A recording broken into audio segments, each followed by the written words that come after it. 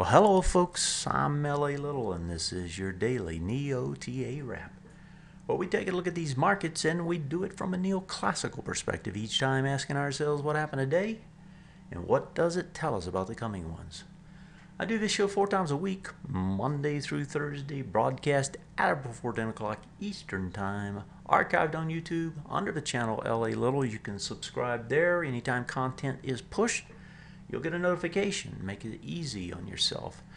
As far as these markets, nothing's easy right now. As you can tell, we had a down day again. And that was pressuring these markets lower, although we did get some sort of a turn at the end of the day, which I think is going to lead to a bounce tomorrow. How much of a bounce is the question. We'll tackle that here in a few minutes, but let's look at the ending numbers real quick. The Dow was under the most pressure. That primarily was centered around two big things. Financials are a big part of the Dow. They got hit today off the JP Morgan and the especially JP, but also off Wells Fargo. And then you had some pressure, or actually a lot of extreme pressure early on ExxonMobil and Chevron, and that really weighted down the index. If you look at the components inside of it, that was the big losers. Elsewhere, not quite as bad. Russell, not nearly as bad. It does look like these things are going to try to bounce tomorrow, and a big part of that was the reversal down here in the oil market. 3.69% higher on the USO, but if you look at the contract itself, that baby jumped about 5.5% today, and you're going to see more gains there. It looks like you got a short covering rally that really has a little gusto to it finally after this huge push to the downside. Dollar pretty flat, but it looks like that one's trying to reverse. Bonds blow out the tops again, yet they had an ugly close. I suspect they're about done. They're overstretched beyond belief at this point. Gold, silver really not doing anything. Got a subscriber asking a question there, so I'll pop into that in a bit. And I guess that's about it as far as that's concerned. Let's look at the details today.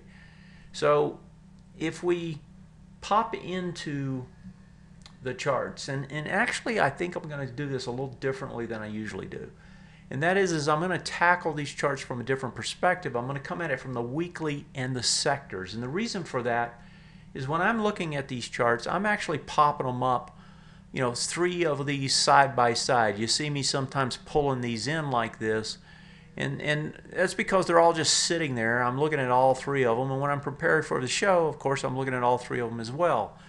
And as I was looking at them today, or actually this evening as I was getting ready for the show, I couldn't help but notice these weekly charts and how they look. So I just want to show you what they look like. Here's the IBB. And sometimes we get so ingrained in what's happening on the daily charts that we kind of lose track of the larger picture. So I want to bring that back into perspective here. IBB sitting at highs, trying to press new highs. ITB. Okay, this one got hit, but what is it doing? It's just doing a retest regen. Now maybe it's not going to end up being the end of the world here. Maybe it is, but we had that huge downdraft as a result of the KB Homes yesterday. We got a Lennar in the morning. We've got huge volume here pressing back down. I suspect this is going to struggle, but yet on a weekly perspective, it's right at the highs. I mean, it's sitting at the highs. So I mean, it's not like it's end of the world kind of thing, I guess. And that's the point of bringing these charts to the forefront. IYT, we've talked about transports struggling. So look at them; they're still sitting in the upper range, and that's really the focus here as I'm looking at these charts and why I wanted to show them to you. You got a range up here and a range down here. It's sitting in the top of the range still. I mean, we've been talking about how it's struggling, but look at it. It's still in the top of the range. Look at the SOX. If you look at the SOX, top of the range, still sitting in the top of the range. Yeah, it's doing a retest regen off this swing point high, so this area here, but it's still hanging right up here at the highs, or in the top the top range where the highs are. You get to the weakest 2, these definitely aren't in the highs. I mean, and you can kind of visualize these ranges just as easy as me probably, and if you draw them out and kind of look at them, there's the range there. It's in the bottom of this, the lower one, but we're not talking about huge damage yet on the weeklies. Yeah, we can get there, but we're not there. XLE also very weak on the weekly, but it looks like it's actually going to hold these lows. XLF, this one broke down today, but breaking down today, it's still holding the swing point high. I mean, it hasn't given up on a retest, regenerate that's bullish. And that's with today's breakdown. So, yes, a lot of damage. No, it's not the end of the world. And that was the weakest ones, folks. If I keep going down the list, all the rest of these are going to be just as strong or stronger.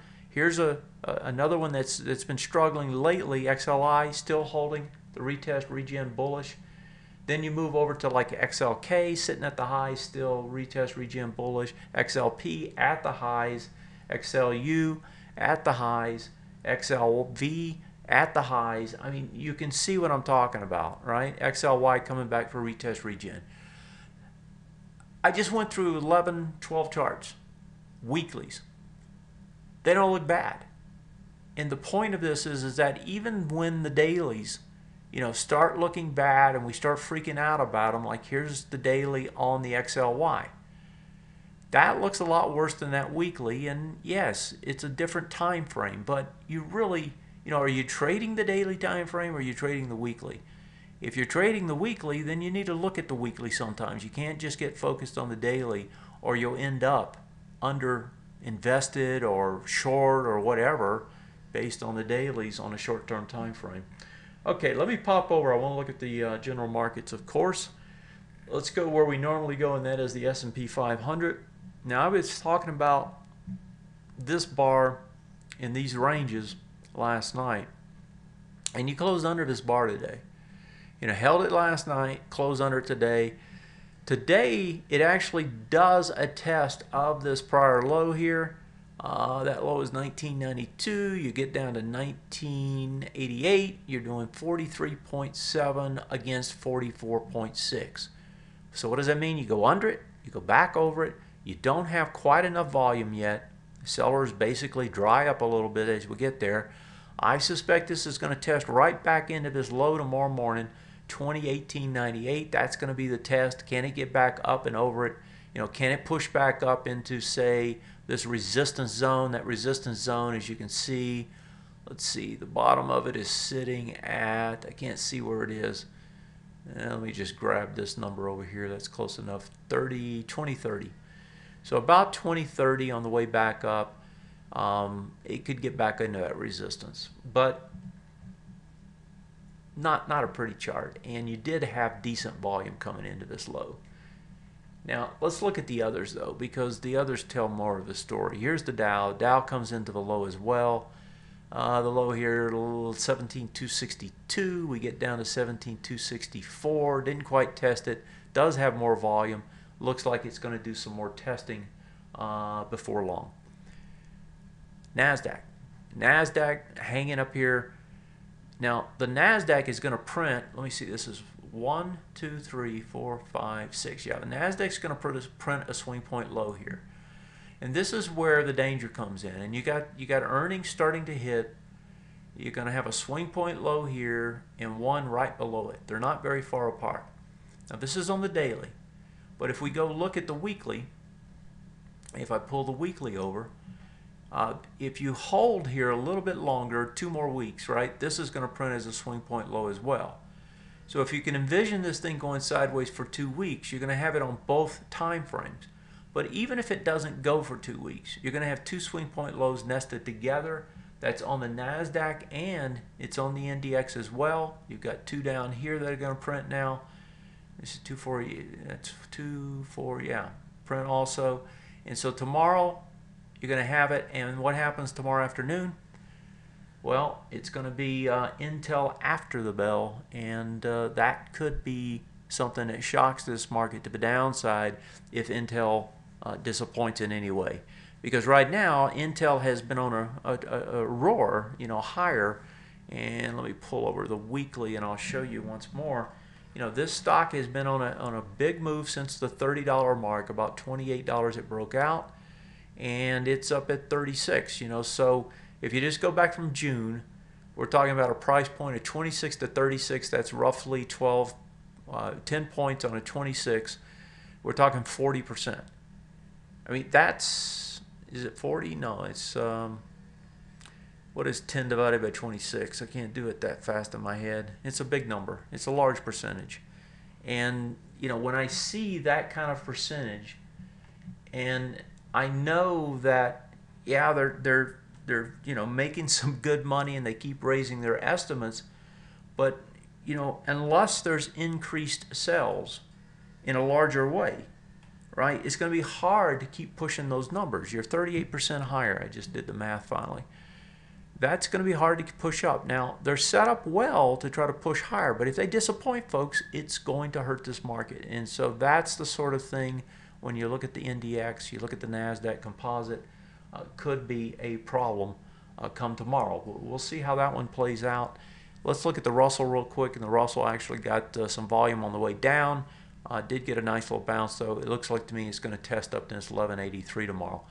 So index-wise, not looking that bad, looking like it's probably going to get a bounce, especially off the S&P. And what we haven't talked about yet, well, actually we did in a way, but I want to look at it on the daily chart, is the XLE.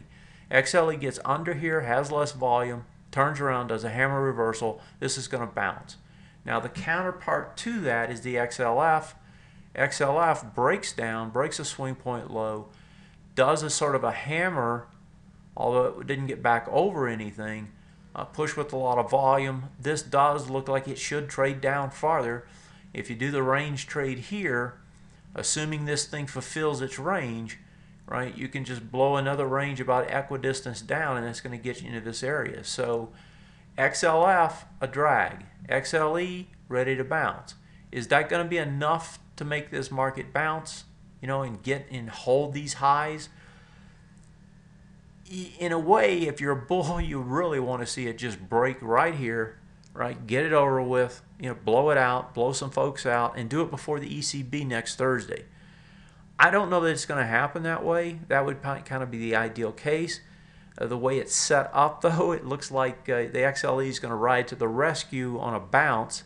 And so, you know, envision this. You're going to get the weakest sector holding you higher, while the stronger sector starts to go lower.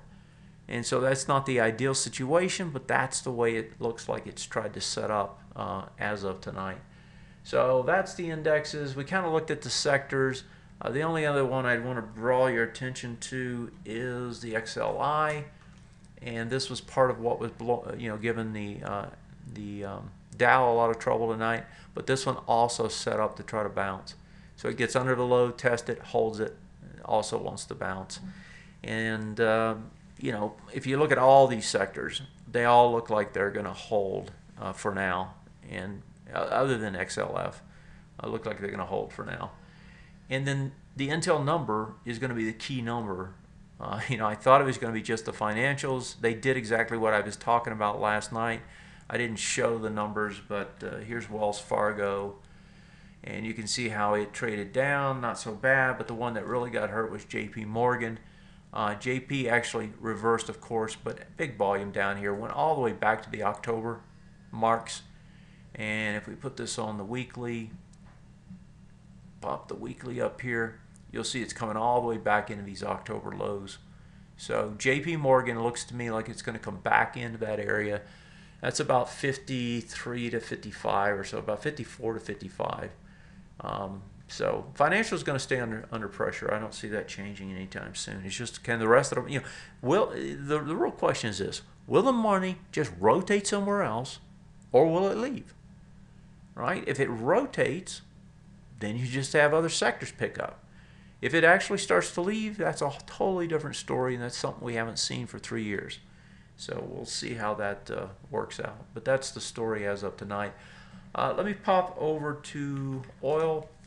Big reversal here. It comes off of a higher volume reversal on the daily on this ETF. Last night we talked about the fact that it was an under-over on the OIL, and looked like it was setting up a bounce, and bounce it did. Maybe it gets up to about 11.5. That's probably going to be about it on this move. But a decent bounce, and that will carry the XLE and so forth up. Some of those big XLE components like ExxonMobil traded back higher tonight.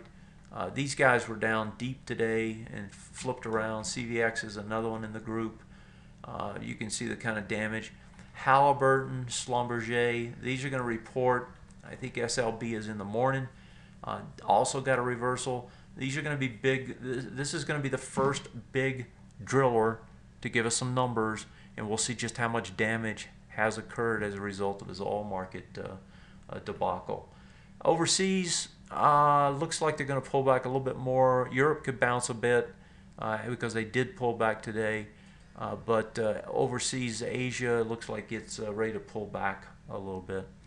All right, let's switch to two things. Viewer question and then a highlight I have. The viewer question has to do with gold stocks. So let's pop into gold and look at gold first.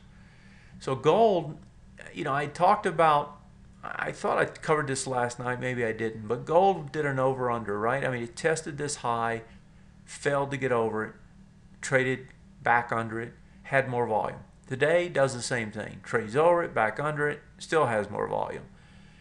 Has less volume than yesterday. So it looks to me like gold still wants to try to pull back. And if I look at silver, silver is kind of doing the same thing. Had a nice big update yesterday, is pulling back in. Now, the gold stocks, they've been hammered off the weakness in the market. And let's push this to a weekly.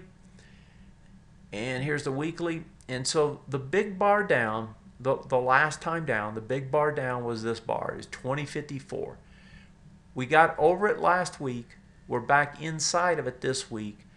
But the test really is not just that bar. That's the one that's important. But this one's also important because this is the retest regenerate. And so as you're coming back into this area, you're trying to retest and regenerate in what? In the direction of the prevailing trend. And what is that? That's down. So unless this trades up here and holds it, these are not out of the woods. I don't care how much they bounce, unless you trade up there and hold it, they're not out of the woods. And so at this point, the jury's still out, and it's not clear whether or not these are going to be able to actually push higher or not at this particular point in time. Coming back to the daily, here we go. Coming back here, you're coming back into the swing point highs. So you just saw the weekly, you saw the retest regenerate that's bearish. Here on a shorter term basis, you got a retest regenerate that's bullish. And so the battle is going to be between the short term and the long term, or intermediate term. Typically you go with the longer term in terms of a trend, so you have to give more weight to your weekly than you do your daily in terms of a trend. The real key will be is, does this hold and go back up and test again? If it doesn't hold, then that changes the whole picture, because then that says, okay, this one's back in a range. In other words, it's not in this bullish mode that it's in right now. It's back in a range. And so that's the key test. And if you're watching gold stocks, that's the test you're watching. So I talked about some of these stocks before, and the question has to do, let's see exactly what the question was. We've been covering in the last videos. Tonight it wasn't mentioned. That was last night. Most of the symbols were down last night, and as were the oil tanker stocks. Appreciate my thoughts on both sectors in light of the broader market sell-off. Okay, so I guess I've said as much as I'm going to say about gold. I mean, I could look at some of these individuals. I did look at some of these. Actually, I think I turned my attention to them this morning in a video. So if you want to go to the morning video, let me see here. I'm pretty sure I did. Yeah, buying gold stocks on the retrace. So pop over here to the to the video and check it out there. That would probably be the better one. As far as the other half of the question, which was the oil tankers, I went ahead and put some of these in a watch list so that I could pop them up and we could take a look at them together. So let's just flip through a few of these. I don't typically look at these stocks, but maybe they're worth looking at. Okay, Frontline is one of them. This had a huge run. I'm looking at it over here on the weekly. Sorry, let me pop this back down. On the weekly over here, and You know, pretty good run. Not a bad run at all. So, I mean, from 130 to 505 in what, 6 weeks? That, I'm sitting here, you know, I hadn't thought about this, but I wonder if these are getting rented just to store oil on versus moving it. You know, a few years back that happened back in 2007 or something. I'm really wondering if that's what's happening with these, because it's not that they're moving that much around, I don't think. You got volume at the top, pull back. Yeah, this can retrace. I mean, this went up huge, so this can retrace some more, and then, you know, it's probably going to go back up and test that top. Let's look at some of these other ones, and let's see how they all look. Okay, so this one looks totally opposite. This is LNG, and let's see what the weekly looks like on it. That's ugly. So I don't know what to say about that one. Let's look at another one, NAT, which is Nordic Tankers. So this is moving oil. This one also very strong, big move. These things had put on huge moves. Somebody should have mentioned this to me before. I didn't even notice it. Okay, so again, large move, fast move, and you're coming up towards resistance. It looks like that is the target now. So I suspect you're going to see pullbacks on these oil tankers, and then you're going to see them run for those highs. Let's look at a couple more. TK, I think this one is TK, and that one looks pretty ugly. TNK and TK. Oh, this is one I was thinking about. TK tankers. That one looks pretty good too. Also another big run, 30-40%. And also, let's see what it looks like on the weekly. That one's at highs. How about the monthly? Also at highs on the monthly, and it has volume. This one probably looks the strongest in terms of the ones we looked at so far. One more I'm familiar with, Night Ship. Night Ship not as strong. You know, I guess I'd have to do. I can't really address these other than to say they'll probably get a little bit more of a pullback, and then you'll get a run higher. But I would probably want to know why some of those are so different. And honestly, I'm not up to speed on these. So what I'll do is I'll do a little bit of work on it, and you know, maybe next week, early next week, I can talk a little bit more about them. So I'll have to leave it at that, because I really can't add much more than just to look at some of these. Pullback, yeah, but they're probably going to spike back up again. I want to turn my attention here as a spotlight to a couple stocks that are related. ASPS, which is Alta-Source Portfolio. And the reason for this is, you know, a lot of times people tell me you can't see a turn coming. And I say nonsense. You can. You really can. It just depends on if you're looking where you need to be looking. And I'm bringing back the monthly not to show you here, but to show you the chart, because in 2011, you know, I bought this down in the low 20s. And I think it was right after this spike down, if I remember right. So somewhere around, you know, January, February, somewhere in this time frame is when I bought it. And I rode this thing off and on, just like I'm doing another stock right now, which I really can't mention because we trade it and it's in my portfolio, so it wouldn't be fair to members. But we're doing the same sort of thing, riding this thing higher when it's in its growth spurt. And then we rode this thing up to, you know, off and on, all the way up to like 100 and something. And then it had a big pullback, and then it went over it, and it had no volume, right? Made its highs, and then eventually got croaked. That's on the monthly. I want to show you the weekly and show you that you can see these things coming. And so here's that low volume highs up here at the 166. You know, ridiculous numbers. And actually, the weekly doesn't go quite far enough back.